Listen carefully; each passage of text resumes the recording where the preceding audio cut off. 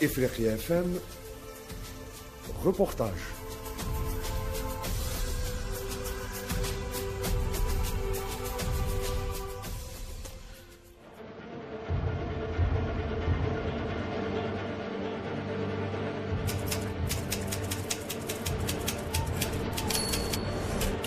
« 8 mai 1945, la France et ses alliés célèbrent l'armistice de la Seconde Guerre mondiale. Le même jour en Algérie, encore sous le joug du colonisateur français, des milliers d'Algériens manifestent pacifiquement.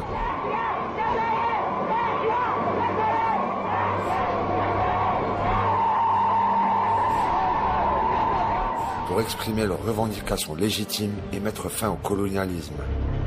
Une date marquante et sombre dans l'histoire de l'Algérie, à l'empreinte indélébile et à la cicatrice profonde dans la mémoire collective du pays. Le peuple algérien a voulu fêter. Abdelhamid Salakji, président de l'association algérienne du 8 mai 1945. À l'instar des pays des alliés, de la chute du nazisme. Le jour où, notamment dans l'Est de notre pays, Fouad Choufi, historien algérien. Les militants ont appelé à manifester pacifiquement, sans armes, le 8 mai, comme tous les peuples, presque, la victoire en tous les cas contre les nazis, la victoire à laquelle notre peuple a participé, puisque les régiments des tirailleurs algériens en étaient. Voilà qu'un massacre sans nom, inqualifiable, va se produire.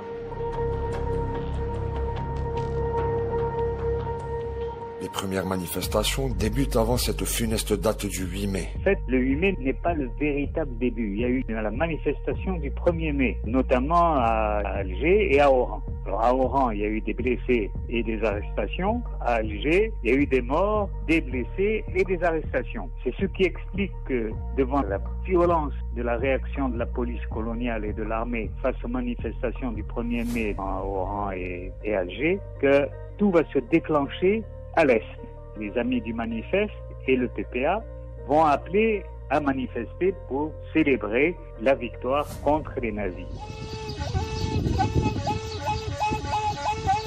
À Sétif, Guelma et Kharrata, dans l'est du pays, des milliers d'Algériens brandissent des drapeaux et des pancartes. Ici, à Sétif, Mohamed El Hadi Sherif Djinnadi. J'ai participé à l'établissement de certains contrôles. Et comme j'étais membre du service d'ordre, etc., le jour de la manifestation, c'est ce jour-là qu'est apparu le drapeau algérien. Mais j'avais personnellement, avec la cellule, de rassembler les drapeaux des alliés, des émissaires un peu partout dans la région. On leur a dit, voilà, demain, c'est jour de marché, vous allez venir certainement. Essayez de venir le plus nombreux possible, parce qu'il y a une manifestation pour fêter la victoire. Et comme toutes les familles algériennes, ou presque toutes, avaient un membre de leur famille qui était un soldat en France. Le mardi 8 mai 1945, en tant que jour de marché, il y avait une affluence considérable. Et même à la sortie de la gare, à la sortie des bus, nous avions prévenu les gens, on leur a dit, attention, venez près de la mosquée de la gare, la réunion va débuter de là-bas. Arrivés ici, nous leur avons demandé de laisser les bâtons, de laisser toutes les armes blanches qu'ils avaient, de marcher calmement, sans tomber dans le piège des provocations racistes. Les tirailleurs algériens Fouad Choufi vont être confrontés physiquement aux crimes de la colonie. Ils vont rentrer chez eux tout auréolés de la victoire, et quand ils vont arriver dans la région donc de Sétif, Guelma, etc., ils vont trouver que massacre et désolation. Malheureusement, cette manifestation pacifique Abdelhamid Salakji a été traduite par la folie meurtrière du colonialisme français, par des massacres que tous les historiens algériens et français et ailleurs l'ont qualifié de crimes contre l'humanité.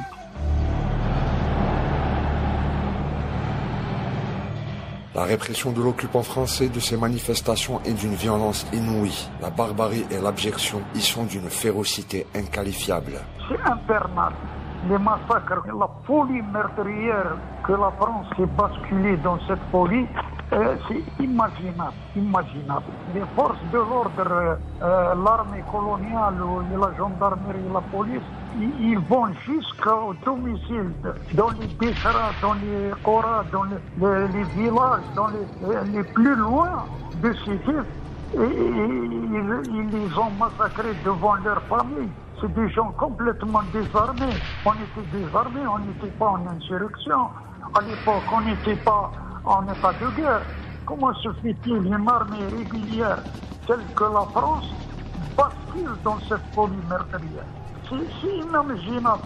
Même les psychiatres ne peuvent pas décrire ça, ne peuvent pas diagnostiquer cette folie meurtrière.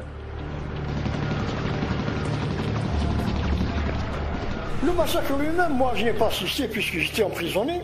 D'après les camarades qui étaient emprisonnés, les moujahidines qui étaient emprisonnés, les frères qui étaient emprisonnés, là, les gens étrangers revenus, là, a fait sortir les femmes d'un côté, les hommes d'un côté, et puis il a commencé. Tel, ils avaient déjà les noms des personnes qu'ils devaient tuer, sans avoir quoi que ce soit. Ils tuaient, pourquoi? Parce que c'était en arabe et ainsi de suite.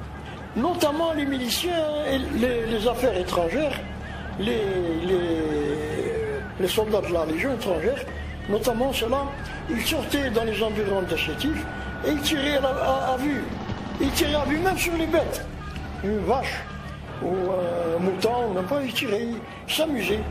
Quand il y a eu la manifestation, tous les Français qui étaient à l'intérieur des cafés tiraient. Ils savaient qu'ils étaient armés. Eux étaient armés. Nous n'avions pas d'armes.